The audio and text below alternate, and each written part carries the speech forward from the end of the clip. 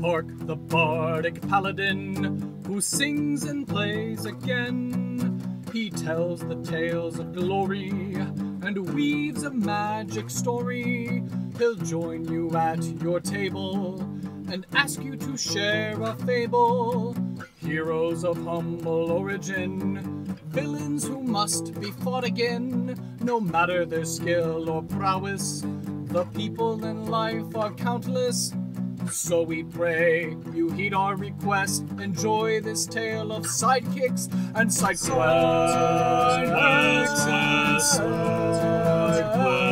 And side quests.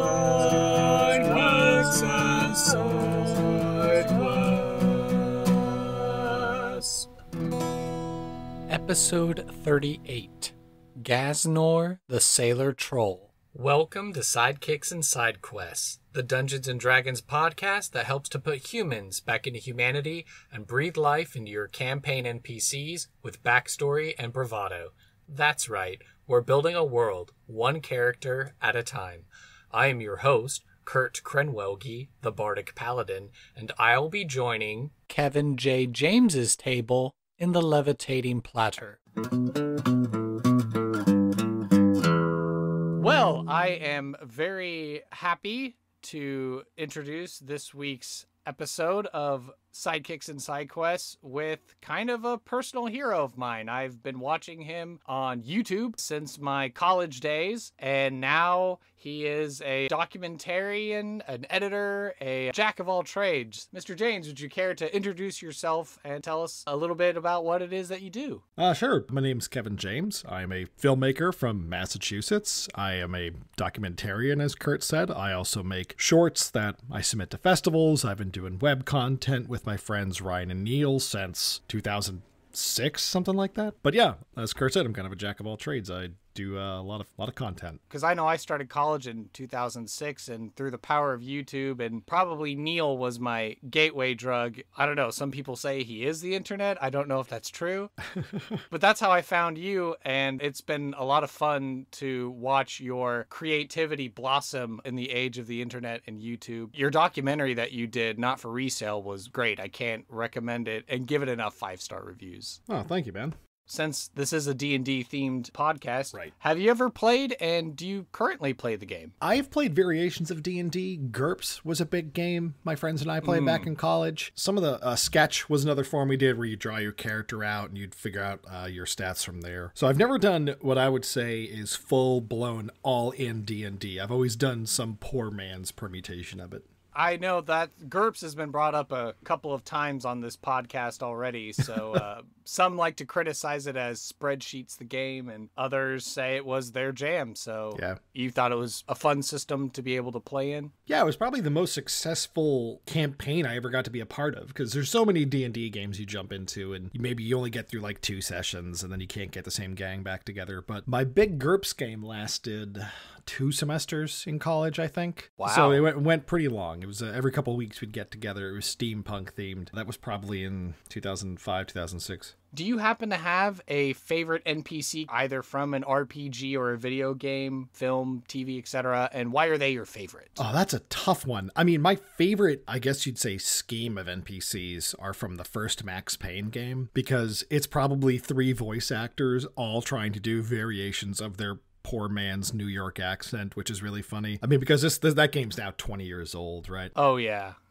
I think one of my favorite NPC interactions in a video game would be the first Tobey Maguire Spider-Man movie adaptation on PlayStation 2 and GameCube. There's an NPC named Vic, and there's a boss fight against the Shocker, and in a cutscene right before you meet the Shocker looks over at one of his henchmen and says, "Vic, let him have it." And my friends and I always thought that was funny, so we quoted Vic, let him have it for years. Because Vic, it was the only henchman that got a proper noun. Like, he got a day I rate. know. I want to know Vic's story. Does Vic become his own supervillain in the Marvel Universe now? In the Raimi universe, maybe. And then for the side quest part of the show, do you happen to have a favorite side quest from RPG or video game, etc.? And why is it your favorite side quest? Oh, it would have to be something from Final Fantasy VIII, because that's probably my favorite JRPG. I took like 14 years to beat that because I would pick the game back up and it would have been so long that I would just start over again. And it wasn't until I could play it on my Vita that I was able to actually finish the thing, because you could bring it with you and it's a lot easier to put 80 hours into a game when it's portable. Exactly. Favorite side quest? I don't know if this counts, but would collecting every issue of Timber Maniacs in Final Fantasy VIII count? It was kind of a collectible side quest thing. Yeah, collecting magazines in a Final Fantasy game is a completely reasonable side quest. Yeah. Why was it your favorite? I liked how much world building it involved because there was a metafiction element to it, and it truly felt like a side quest, because everything else that popped into my brain when you asked the question was stuff from like the Persona series, where I personally don't feel like the side quests in that feel optional. They feel like, I love those games, particularly 4 is excellent, but I don't know, there's something about coming across a Timber Maniacs magazine that felt liberating in Final Fantasy VIII. It wasn't a compulsory thing. I didn't feel like I had to pull out a strategy guide for it. Did it give you an in-game benefit of some type? Oh, I'm sure it did, and I can't remember. Oh, fair enough. A lot of the other side quests in Final Fantasy VIII were finding Guardian Forces, which were like the summons of that game. I got most of them blindly playing through the first time I beat it, and then I looked at a strategy guide on like GameFAQs or whatever and realized that like I was missing like 30% of them, and I got bummed out. Ignorance was bliss in that situation, whereas Timber Maniacs, like, they don't come in handy during a fight per se. Because the only magazines that I, in recent memory, have reference to are from Fallout series. In Fallout 4, which takes place in post-apocalyptic Boston, do give you an in-game benefit, whereas in Fallout 76, you can get benefits from it, or you can build a magazine stand and collect them and show them off at your camp. RPGs got so much more complex around, would it have been the 6th gen, the 7th gen? Like the 360 PS3 era.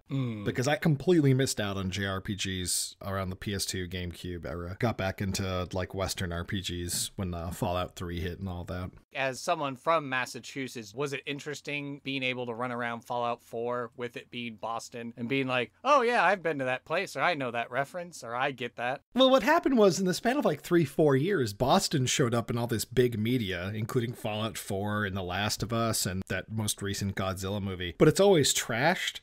Like, I remember as a kid playing the Driver games, which were, I don't know if you remember the Driver games. They were like the first 3D open world driving game before Grand Theft Auto 3. And every game would have 3 or 4 cities. It was within reason that they would do a game where you could go to Boston. And I always thought, oh, they should do Boston in one of these games. And then by the time Boston started showing up in video game, it was like this demilitarized hole in the ground. In The Last of Us, I think you go to Park Street Station, and it's terrifying, because that game's terrifying. But Fallout 4, I absolutely walked immediately to the equivalent of Salem in Fallout 4, because Salem's my favorite part of Massachusetts. And I kind of like set up my own little base out there. I loved that. And all the creatures out there are very aquatic. There's like a little witch city out there too, which was awesome. I liked Fallout 4. That was a good one. But before I get too lost in a video game tangent, what are you passionate about and why? Photography right now, because whenever people listen to this is the thick of the COVID-19 pandemic, and I can't make video content the way I normally do. I don't do vlogs or animations. I usually do skits and short films that involve other actors and crew members. So I've been getting back into photography. My biggest sin as of late is staying up late on Amazon and eBay and Craigslist, just looking up new camera lenses I can buy. And that's sort of what I've been most involved in lately, is just getting really into just still photography work. I'd say that's probably my biggest passion, is just the technical angle of filmmaking. I love problem solving, and I'm a real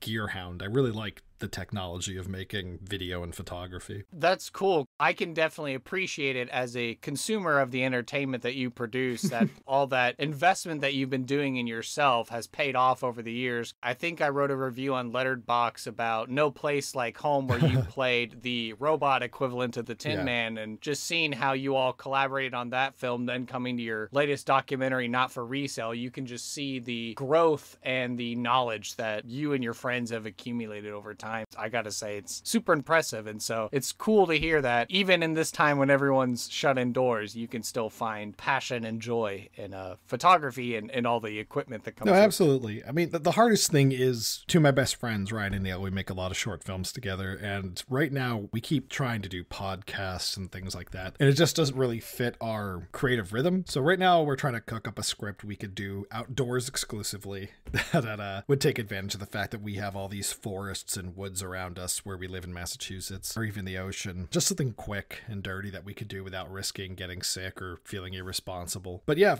photography, particularly macro photography, seems to be the thing a lot of people in my position are getting into. Getting a macro lens and then just taking close-up photos of flowers and animals and things like that. I might be getting a telephoto soon so I could do bird watching. Just anything involving a camera where I could throw my earbuds and go out in the woods and just walk. Awesome. Well, I think we've learned quite a bit about our guest, Mr. James, and I think it's only fitting now we segue into the NPC creation.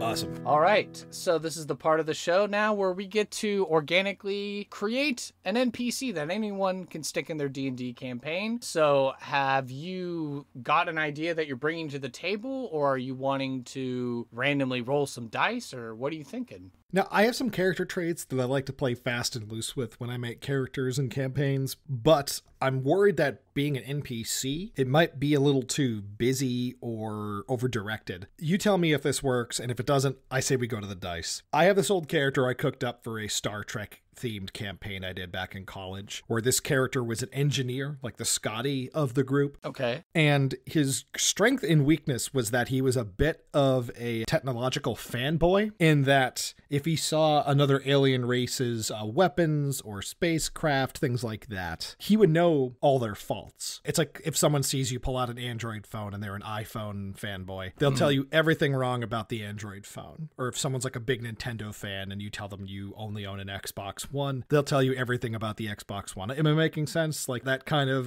they're like prejudicial about technology. Does that make sense? D&D is all about improv and saying yes and, so if this is the idea that you want to own and run with, I'm happy to guide you through the process. Or I can tell you that we've had a number of guests use the charts that I've created and roll dice, and we've made some very interesting discoveries of characters along the way and had to just come up with something on the spot. It's your show. What works better, bringing a lot to the table or playing the numbers? Because the numbers is starting to sound funner. I mean, if you want to have some fun, why don't we play the numbers? Let's do the numbers. So the name part is going to be a 20-sided dice, so why don't you go ahead and roll that and let me know what you get. 20 landed on 19. 19. Oh, okay. So that means it's like the penultimate best name, right? 20 being the best name, 1 being the worst. Right. Well, you're in luck that this name was submitted by one of our previous guests, Daniel Stewart. So the name that we've got is Gaznor, which is spelled G''Aznor. Gaznor. Gaznor. Okay, I like Gaznor. Okay. The next item that we're going to roll for is going to be the ancestry of this Gaznor individual. So why don't we go ahead and roll 2d10 for a d100 effect. I got a 1 and a 10, so an 11. 11? That would make it a troll. Gaznor the Troll. Sounds like the villain from Ernest Scared Stupid. Let's see. The next thing to figure out is going to be the job or role that Gaznor has. So that will be a roll on the D8. D8. I got a 5. 5 is a sailor. So Gaznor is on the high seas, apparently. Or the riverways. Who knows? Awesome. And then let's see, the next item is the age of the character, and this you'll just have to roll a single d10. Gotcha. And I landed on 7. 7, midlife, so he's a middle-aged troll. So Gaznor is a middle-aged troll sailor. Exactly. And now we get to take a slight pause as we set the dice aside as we now start coming up with some descriptors. So describe the physical appearance of Gaznor, the troll sailor. Oh, I have to decide this? This isn't mathematic, right? Correct, yes. This is all just creative now. This is all very right brain now. Okay, he has a wooden leg, of course. Of course. But it's used, it's kind of rusty, like the hinge is rusty. I mean, it gets the job done, but he's not the most mobile. He has 2 eyes, but he wears an eye patch because he's getting up there and he likes to take breaks, so the eye patch alternates each day. Okay. He's pretty bald, but he won't commit to it. Like, he's got a little bit in the front. Okay. Not a lot going on elsewhere. he's pretty jacked for his age. Like, if he was 15, 20 years younger, you wouldn't even notice, but because he's at the age he's at, you go, oh, he's in pretty good shape for a troll his age. Awesome. Cool. Interesting. Just the thing jumping out to me is the fact that he has a peg leg, because if I'm not mistaken, that sometimes trolls have regenerative properties. So like if you chop off a limb or something like that, it'll grow back, or maybe even a double. Like a starfish. Yeah, like a starfish kind of. So to me, it already sparks an interesting story. The fact that, oh, he's middle life, you know, maybe his regeneration powers aren't working as well as they used to. It's like Logan. Oh, man. Oh, that was such a good movie, too. That's such a great movie. One of the best movie theater experiences I've had. And I want to clarify, not just a peg leg, but like almost imagine like a 2x4 coming out of him. And then there's a hinge where the knee would be, and then more wooden leg below it. So okay, it's a real calamity.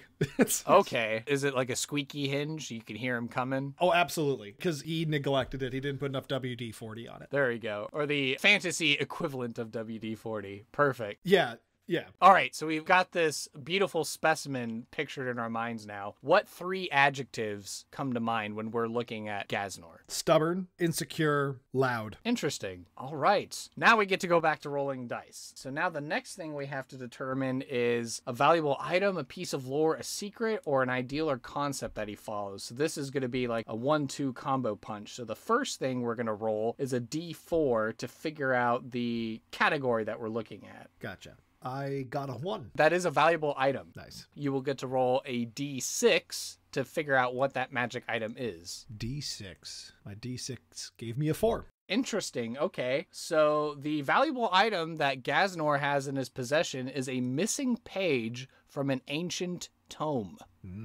Very good. And then the last dice that we're going to get to roll is now we're generating the side quest. So let's go ahead and roll a D12 to figure out what is the side quest that he'd be willing to recruit someone for. D12 rolls, and it's a 5. 5. Okay. Let's see. I'll read this out. You tell me if you think this is good or if you'd like to think of something else or re-roll. The thing that it says is plot a path/course through a dark forest to the next town. Do you think that's something that would fit Gaznor? Do you want to re-roll? Or do you think you have enough inspiration to kind of come up with your own side quest? The fact that he has like a marine life twinge to him by being a sailor means that the only way that quest works is if it's like a Panama Canal thing. Right. Or like Fitzcarraldo. Faster. Maybe we should roll again. Just because I feel like you're going to really be pigeonholed into what you could do creatively with that. Sure. Yeah, go ahead and roll another D12 and see what we get. D12 gives me a 2. Okay, I'll commit to whatever this is. Okay, this one was submitted by our previous guest, Charles Basili. So this one is perform an impossible task. So Gaznor wants the heroes to be able to perform an impossible task. What that is, or what a troll would think an impossible task would be, I don't know. What do you think? I keep coming back to the marine thing because my father was raised in St. Croix. So when I was a kid, all the stories I heard about were the beach and fishing and spearfishing and stuff like that. Okay. So I'm thinking this pirate has some sort of old sea salt story about a treasure or something important that's at the bottom of an ocean, but you have to get down there unassisted. You have to like be able to withstand the pressure. You can't take a submarine, basically. Right. You need to get like a certain amount of atmospheres down, holding your breath, and to be able to get a certain item. Does that work? Yeah, so it sounds like it would be like a C note, or if it's like, I know it's somewhere up there on the East Coast, you correct me if I'm wrong, but like the Money Pit or whatever, the fabled one where treasure hunters always go to and they can never seem to get there. So do you think like he has knowledge of like some sort of treasure? So, oh, I know of this treasure and it's buried in this one spot, but the only way you can get to it is by seemingly holding your breath while enduring crushing depths of water on top of you before you can actually get to the treasure. Yeah, and there's probably a certain class of D&D character that would work real well for this, as long as it's not like a technically assisted thing. Like I think a magic user or someone who's like extremely athletic maybe could pull it off. I don't know if that's that's cheating the seemingly impossible statute of this. Maybe if some magic user left the treasure in the first place, maybe they made it so that magic won't work to get down there, perhaps. Yeah. So you would have to be someone strong to get down there. Am I breaking the impossible stipulation, though? I don't want to, like, bend the rules too much. We kind of play it a little fast and loose. You know, we're all about having fun and saying yes on this show. If you're happy with that, I'm by all means happy with that. Nice. So, as we're thinking on this side quest of doing the impossible task of trying to retrieve this treasure without using magic, what's going to be the reward for succeeding? So, Gaznor tells the heroes of this seemingly impossible task, they go up to the challenge, they succeed, and they return to Gaznor and say, look, we did it. What's going to be the reward? It can bring someone back to life. Oh, interesting. So, the item at the bottom of this impossible well is like a magic item that can restore someone. Like you could resurrect someone? Yeah, like in Shadow of the Colossus, something like that. Like, it's a bit of a taboo, but if it's done, it works. Interesting. Have you played Shadow of the Colossus? I haven't. I've seen a lot of YouTube videos where they talk about it, and I know, spoiler alert for anyone else, but like you go around killing these giant monsters, but really you weren't supposed to kill the giant monsters, and it turns out you were the villain the whole time or something? Basically, you don't know enough information about this land you've entered. The story is extremely minimalist, and it works to its strength, but you have a young, recently deceased woman with you, and if you kill these creatures, there's a handful of them, she will come back from the dead. But as the game goes on, it's never flat out spoken, but through subtext and environmental clues and even the score, you start to realize that maybe you're the bad guy in this situation. Maybe you're disrupting this peaceful land. But I do like the idea of that being the one thing something very difficult to find can do. They can bring back one person, because I think that's still fantastic, but it's not some outrageous world-destroying scale thing. It's not the Infinity Stones. It's not it's not the world engine from Man of Steel. It's like a more basic, like, okay, this can bring back one person from the dead. Right. No, and in D&D 5th edition, there is the spell True Resurrection, which would allow someone to come back from the dead, even if they've been dead for like 200 years or something like that. Whereas the Wish spell, which is what you're talking about, like the Infinity Gauntlet, that has the power to massively disrupt and ruin many campaigns if wishes are not phrased correctly. So, okay. Yeah. So they succeed in the quest, they get the treasure. This treasure allows them to cast through the item one usage of the True Resurrection spell. Awesome. Okay. You definitely need a campaign that sort of limits the amount of Phoenix down usage or whatever. Like, you have to make it so, like, okay, well, that's like not a big deal, because in every campaign you can just do that.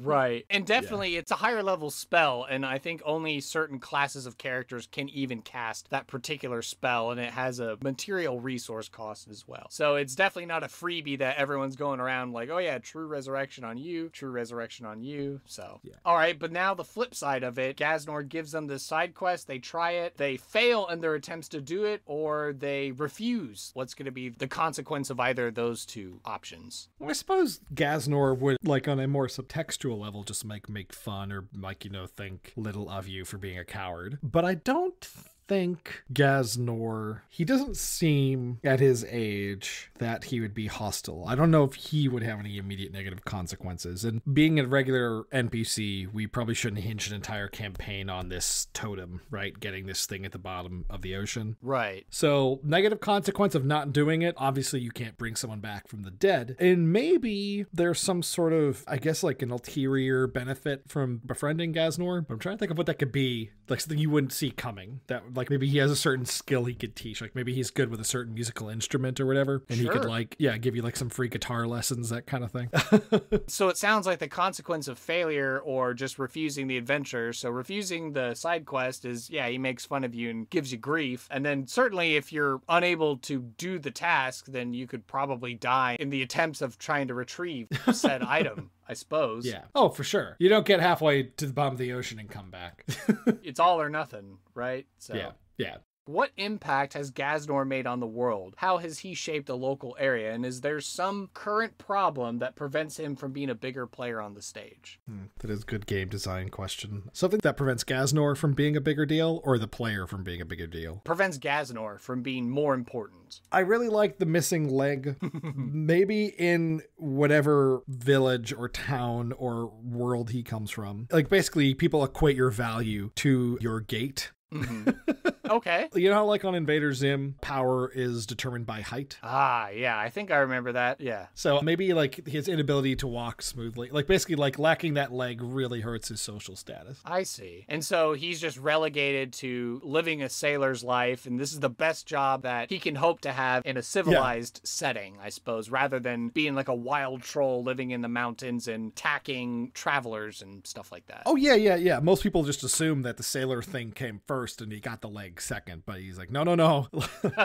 Yeah, the cart came before the horse this time. Chicken and egg situation here. Well, I think we've learned quite a bit about our NPC, and it sounds like it's the perfect opportunity to have a random encounter.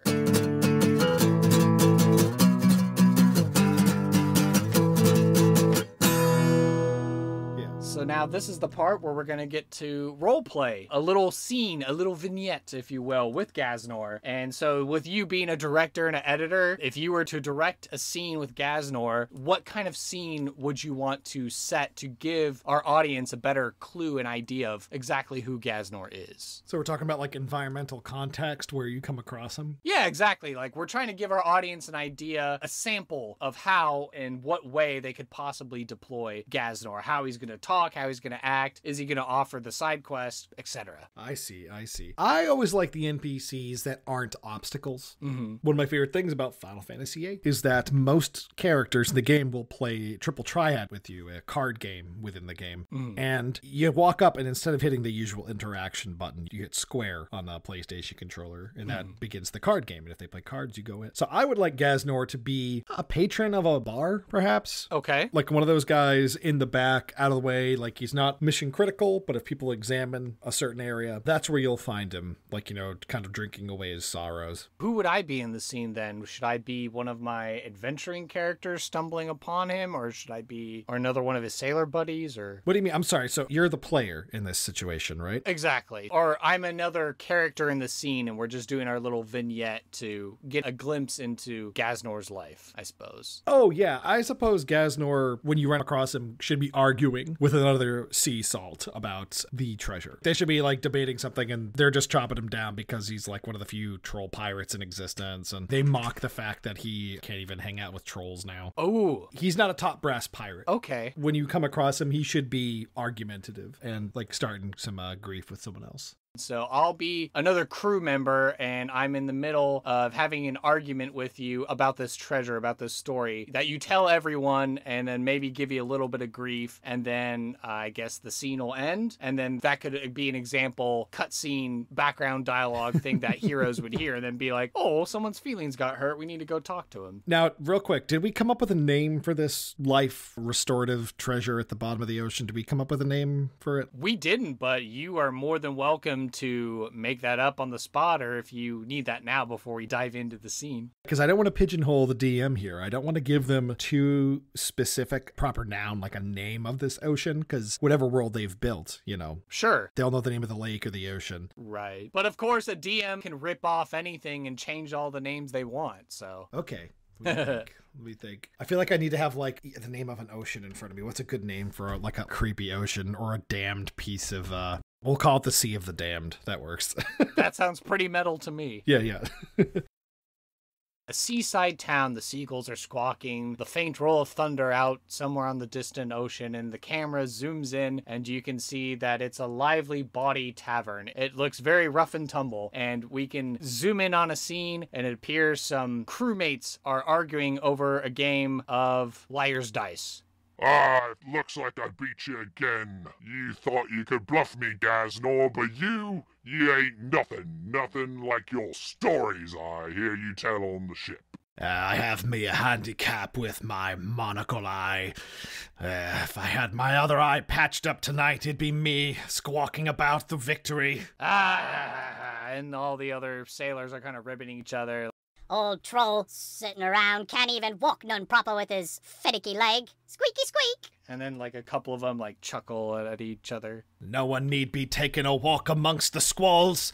Why, what pirate has two legs nowadays anyway? A couple of them will start agreeing with Gaznor, and then the other pirate who's sitting across from him be like, Makes no mind. I think you're daft, man. I think you're daft. You're useless. I don't know why the captain even lets you be on the ship. No use having troll with only one leg. One of the other pirates will be like, "Oh, Larry, let off him. He had a good run." The captain keeps folk like me around because he knows I have a valuable secret. And then another guy goes, Oh, here we go again. All right, go ahead and tell the story. It's a very valuable secret. The crewmen who know that Gaznor's told this tale will kind of settle down. The guy sitting across from him just kind of leans back in his chair, rolls his eye, and goes, All right, go ahead, out with it. Beneath the damnedest sea, to the damnedest west, in the not-so-damnedest south, lay a treasure that can resuscitate even the deadest of friends. A couple of them chuckle and like pat themselves on the shoulders like, all right, go on, get to the good part. Well, that's about the size of it.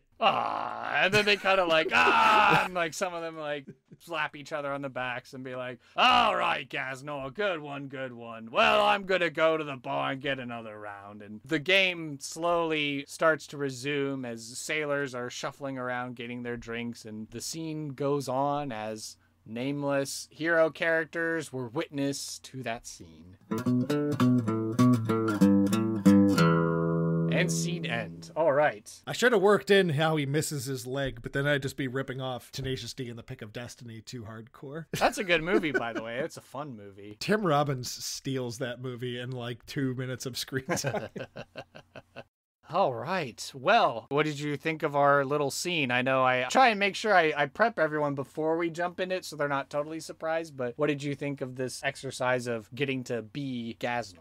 I had a lot of fun. I thought you were very gentle with it. You kind of gave me a few layups there with like being willing to do the pirate voice first to let me know that I was in good company and I could get away with doing that. I hope I sound okay going into my Blue Yeti. Hopefully I didn't peak too hard there. Will we be able to fix it in post, right? Oh, for sure. Hopefully my pirate grammar works for for whoever people discover this, because I feel like some of it got away from me there. Whenever I do an old man voice for a project, I've been told by my friends that I sound too much like a pirate when I do an old man voice. So I feel like that's my go-to anyway. I think pirate voices they come naturally. Pirate's a good one. Do you have a favorite pirate in a movie? Favorite pirate in a movie? That's a good one. I mean, I know a lot of people probably nowadays would gravitate towards a Jack Sparrow type. I know it's been a while since I've seen it. I remember there's the Gina Davis Cutthroat Island. Oh, yeah. Did you ever watch Treasure Planet? Probably my two favorite ones now that you've helped me get to it. Treasure Planet for sure. And then Muppet Treasure Island. How could you not love Tim Curry as Long John Silver? Oh yeah, that's perfect. Some people are really big on